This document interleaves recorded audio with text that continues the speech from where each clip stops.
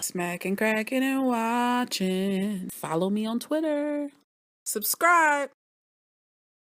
Season 1, you know they got renewed for season 2. Room 104. Episode 7. This episode is called The Missionaries. Last episode on Room 104, y'all kind of went in on the comments. A lot of you guys did not enjoy it. A lot of you guys did not understand it. A lot of you guys hated it. I liked it. Other people liked it. I guess that just goes to show you that people, I don't know, some folk don't like interpreting stuff. Some folk just like to hear it. I understand that. I completely understand that. Everybody learns differently.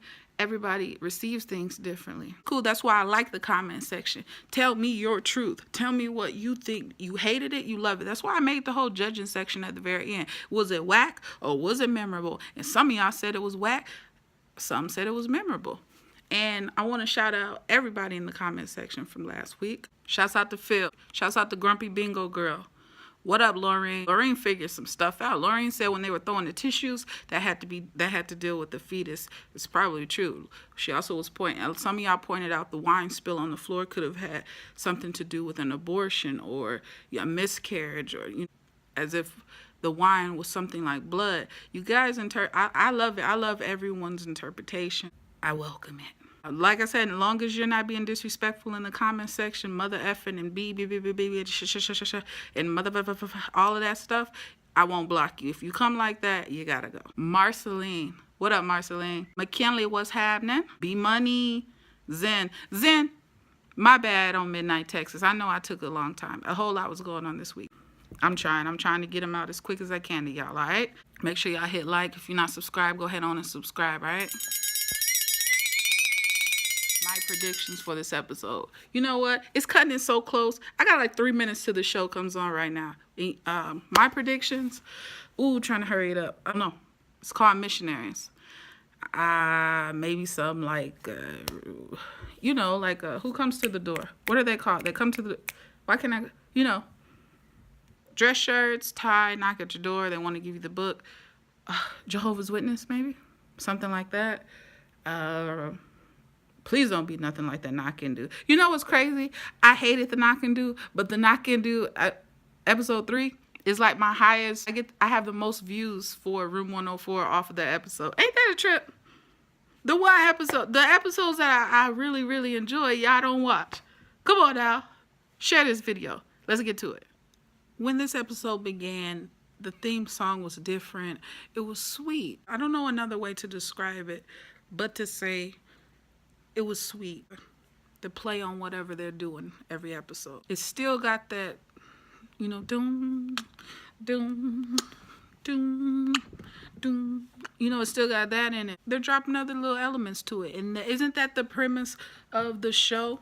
We have the same room, but different people in it. Right? Makes sense though, right? We see the mission book and 2 young men enter the room. Both have on basically the same attire. Short sleeve, white dress shirt, tie, name tag, ink pen, khaki pants, black dress shoes, tucked in shirts. Prediction was correct. Later on, we find out the brunette's name is Joseph. Matter of fact, I'll call Joseph. I'll call the other one Elder. How about that? Elder is down. The Elder is down. Joseph is optimistic at this point, right? They don't call it, even when they're not working, when they're not out doing missionary work, when they're not in the field, they still are strict to whatever their lingo is. They're calling each other elder. They're not saying, hey, homie, friend, buddy. I mean, most people would be like, hey, buddy, let's go do this. Buddy, let's watch TV. They're saying that they are following whatever code, whatever moral obligation they have. That's what they're doing. These guys are going by the books. They're just hoping. Their goal is for one person to be converted. And they're upset because, hey, man, why are people not willing to change their life? Well, that's a whole nother subject for a whole nother day. I'm not going there right now, okay? Doubts. This episode is about doubts, signs, prayer, experiences, experiments, life, normalcy, repenting. And what exactly does that mean? Do something crazy? Repent? Is it okay? Is it a get out of jail free card? Is it a go do something corrupt card? Repenting. Y'all drop comments below. Let me know what you think. Ooh, did y'all catch that tea of them investing their own money into it? Oh my, is that what we're doing? But they're young. They're young. They're questioning life. They're questioning reasons why, as you should. That's what you should be doing. You're 20. You have a job. You're meeting people by the boatload. Some are friendly, some are not friendly. You should be questioning everything at this moment of life. Most people do. Even though everybody has that aha moment or whatnot,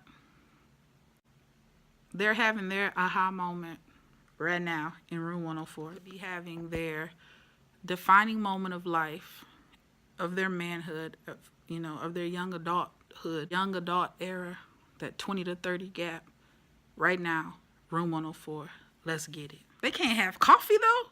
You can't have coffee. You gotta ask for forgiveness for your Folgers. For real? The best part of waking up is Folgers in your cup. The elder is saying, hey man, I had coffee. I'm dabbling. At this point they're dabbling. They're testing what they can and can't do. But one is like, oh, you shouldn't be doing that. You shouldn't be doing this. We have to stick to what we need to do. We have to stick to what we're taught. Can't break the rules. So they both sit down on the bed. And as Joseph sits down on the bed, he happens to sit down on the controller. We all have done it. And sometimes it hits a point where you're like, oh, shoot, for real? I'm just saying. Or it's like you're in the car.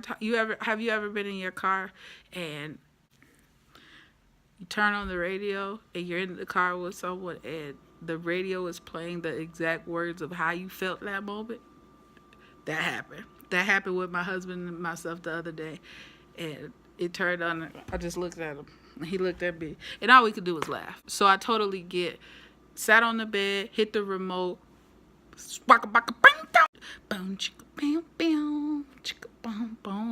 Playing in the background. It's a scam flick. All in the background. I said, oh shoot, HBO, y'all pushing them limits I see today. Pushing them. They're questioning, why was that on TV? They don't even know what it is. They're like, what was that? He's like, oh man, look, that was a pornographic film. And so he takes the bedding and he throws the bedding on top of the two of them. Because one wasn't enough, evidently. Two was required. So they covered the TV. He disconnects the wires. It was that deep for them. So the young men in a room together, obviously they've never been sexual, and that's fine. If you're a person out there and you haven't done anything because you don't want to for your reasons, don't feel like you have to. Stay true to what your plan is, okay? I just want to throw that out there. Now, if you're old thought and you out there just every which way, slow down, baby, slow down, right? Now that I've said my PSA, I shall continue. Porn and coffee basically sent these two young men into a panic. So now it's switched. The elder, now it's switched. So the other one is encouraging the other guy to calm down. He's trying to get Joseph to calm the heck down. What do? What was that endearing movement that happened? What was that movement that happened? Hand on the knee, hand on the shoulder. That, my friend, changed the climate. That, my friend, made everything different. Because I was sitting on the TV like this. I had an imaginary cigarette. I was like, I don't even smoke. I said, oh, that's what they doing? I said, I said, oh my, ooh, it's somebody's story. That happened to somebody. You can't make that up. Never, obviously, they're trying to say, I'm assuming they're trying to say, never been touched. The fluttery feeling that, when you have your significant other and they're around you, they breathe by you, they come behind your neck. A simple touch from someone who you are intrigued by can just send you over the top. You feel me? Okay, Joseph, you better walk in your truth. Now I see why I couldn't get my hint last week. If you're watching this, you know who you are. I asked for a hint. You didn't give me a hint, and you said stay tuned. And you know what? I'm happy I did. Body contact. That contact sent Joseph kind of over the top, and I'm assuming that made him stand up. And when he stood up, he decided to go to the other side of the bed and grab a pillow, covering up. We all know what was covered, okay? So Elder says, I'm gonna go clean up. He gets into the shower. Structure. Obviously, they have to read. I'm assuming. I'm not familiar with how they do it, but I'm assuming they have to read their word or their rules. I don't know. Anyway, he's reading at the table, and he knows what he should be doing. However, he's so intrigued by what's in that restroom. They don't know Ralphie was in there. They don't know that the maid was just in there picking up all that toilet paper. About the voyeur that happened in there with all that tissue fetus going every which a watch away. Shouts out to Lorraine. I know you watching, girl. He's in the shower. He gets out the shower and does a little side eye in the mirror. Caught a glimpse of that monkey, and he put his eyes right back, but he's intrigued. He's looking. Now listen here. I ain't gonna lie to y'all right now. That boy had body. He had cakes, calves, thighs, six-pack, chest, bicep, triceps. I said, oh my, get it.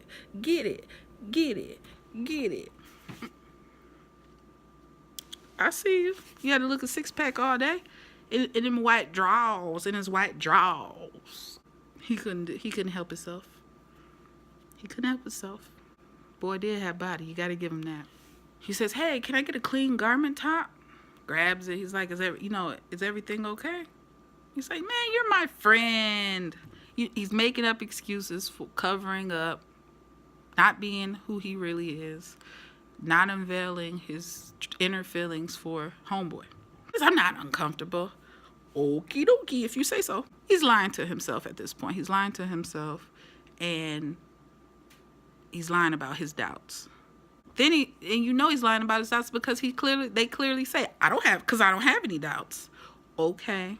This episode was cool because we get to see for the first time on Room 104, outside of the door, we see the light, the room, in the exterior door. Room 104. That was cool. Slowly but surely, they're giving us more stuff. More.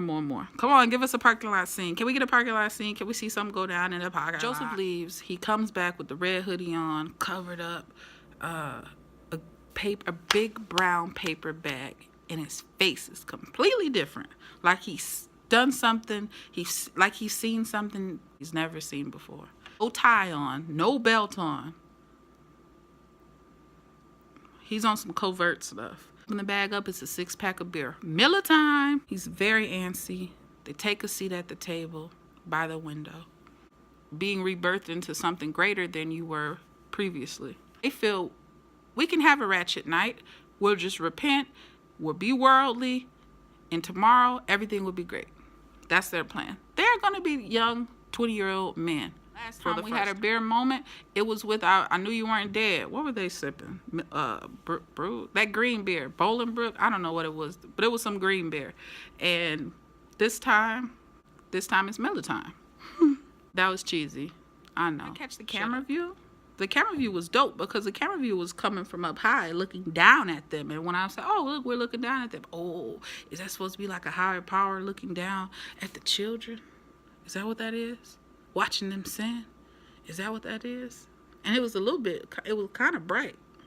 What they trying to say? I don't know. Y'all drop a comment below. What did you take from that camera angle coming down from up top onto the table? Let me know. Drop a comment below. The carbonation and the drink, their first time drinking an alcoholic beverage, happened in room 104. 104. I don't know about you, but if you're in a hotel room for the first time with your homie, with your friend, what would you do? And you're drinking too? Oh, somebody's jumping on that bed. So they start jumping on the bed, having fun, laughing, smiling, not questioning anything, just freestyling life at that point. Being young, dumb, and having fun. So they end up watching this flick, skin flick. After a certain point, they both grab a pillow. They cover themselves up. They cover their loincloths up. Mind you, they're dressed like the pajama pants and the t-shirt. For real. Wow. They're talking their way through it. Talking about how they envisioned what it would be like to be with a woman and how it would be like a peach. They both go all Muffet Babies and Waka Waka. Shebang bang. One falls out. Joseph falls out on the bed. He don't know what to do with. He doesn't know what to do with. He doesn't know what to do with. He don't know what to do with himself. He fell out. The other one is like, seemed like he wanted to continue, but real life continue. But he didn't. Thinking, pondering. Now everything is different because they don't know. Was that how it was supposed to go down? Is this how it was supposed to be? Should it have been like that? Did we break something? Are we wrong? Should we repent now? All this stuff is going through their head, right? There was no eye contact. They both rolled over in separate beds, looked the opposite way. Like, I can't believe, like they were embarrassed. Well, y'all did it. Y'all were in the same room, 5 feet away from each other. It's done. The deed is done. Literally, the deed was done. So they're gaining courage, biting their lips, but they don't go for it. They don't press their limits. Is it normal? They both don't know the answer because they've never done that before, but they're trying to, oh, yeah, it's normal. It's cool. No, we didn't break anything. I don't think so, right? The next day they wake up and we see the aftermath of, the night before. They got beer cans every which way. Birds are chirping. Hello, good morning. Good morning to you, room 1. And he is encouraged to do something different today. He has an extra pep in his step. Yes, he does. I bet he does. He's bringing in coffee. The other one is sluggish. He's sluggish, tired, worn out, drained. He had a hard night. He's feeling it, hungover. Next day vibes after a fun night. It's like, hey man, look, I want to see a movie. I'm thinking about doing something different. I want to go see this movie called Gangsta Love. And I'm like, okay. God, the elder won't say what's on his mind. He just will not do it. Some people will hold it in, never let it out. I'm just saying. Say, hey, let's talk about last night. Now, the elder, the blonde guy, he's regretting what occurred. But Joseph just wants to be normal. He wants normalcy. Should I do this? I don't know if I want to do this. There's so much out there in the world. Maybe I want to explore. He said, go further before I consider going back. And at that point, he's got all the juice. He's got all the courage. And he leans in on his homeboy. And he's like, oh, homie, what you doing? What you doing? Calm down. Back up off me. Back up off me. Back up off me. He's being honest with what he wants. So he keeps pressing. He's saying can't. But his body was saying, come on. Yes, I can. You get what I'm saying? He was happy. He was quite happy. He was quite alert. The blood was rushing. Well, in his embarrassment, in his doubt, pushing him away, when he pushed Joseph away, he literally pushed him away to the point where Joseph's head, the wooden dresser that was behind Joseph, it made contact with his temple, I do believe. And the blunt trauma knocked him out. I thought he was dead. I said, oh, he didn't kill him, and he's not calling 911. What is going on right now? You boys are crazy. Though he did put CPR was in progress, but he stopped. You're not supposed to stop until emergency professionals arrive on scene. I'm just saying. Another PSA for you guys. Figuring things out. He looks at the table above this unconscious man, his unresponsive friend, his coworker that could possibly be deceased. Man is laid out, still ain't called 911. All of a sudden, Joseph comes to. He's like, and he's like, what? Did you? Yes, you did. Wow. He came back to life. He came back to life. Did he will him to come back to life while he was in prayer? Did his positive thoughts, did his thoughts make his friend come back too? Maybe it just wasn't time. When it's not time to go, it's not time to go. Signs. Motivated for life. And I get it. He had a near-death experience.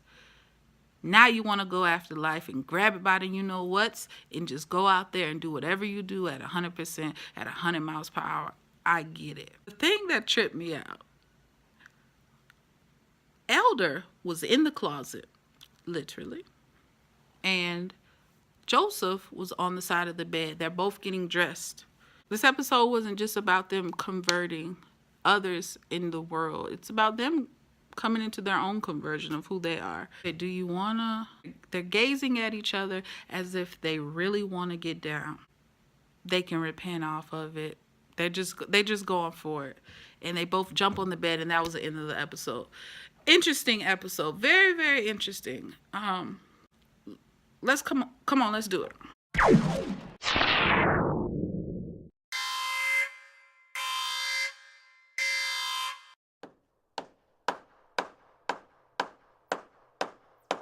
It was a good episode. I feel like some of y'all are gonna go in on the comments, and that's cool. That's fine. I'm going to give this episode, I'm giving it an 8.8. I really liked it. Maybe I missed it. Y'all tell me what that boy's name was. 8.8 is what I'm giving it. Y'all drop a comment below. Let me know what score you give it. Was it whack? Was it memorable? I think it was memorable because it's someone's story. Somebody went through that. Someone's going through that. It's a reality. Whether it's confronting yourself with who you really are. It doesn't have to be just who you're sexually attracted to. It could be for a bunch of stuff. But let the episode work for you in the way that will help you confront what's really inside of you that you need to address, be it with a friend, be it with whoever. I like it. Y'all drop them comments below and let me know what you're thinking. All right. Oh, by the way, listen here now. I got a freaking tweet that made me scream last week. When you get a shout out from someone who represents the show that you're reviewing and they show you a pic of you on their laptop with the people who were in the episode, do you know how, for real, like, for that like I said, man, it makes it all feel worth it. And it was cool. It was encouraging. It was very encouraging. Thank you. Thank you so much for what you did. Thank you so much for watching it. It hit me with that tweet. You had, like, I screenshot it. I sent it to everybody. Like, look. Everybody's like, oh my God, girl, you made it. Like, I ain't made it. With my YouTube channels, like, I'm not PewDiePie. I'm not, I don't have billions of subscribers, but the 378 that I have, they vicious. They are army, and I appreciate y'all. Until next time, peace out.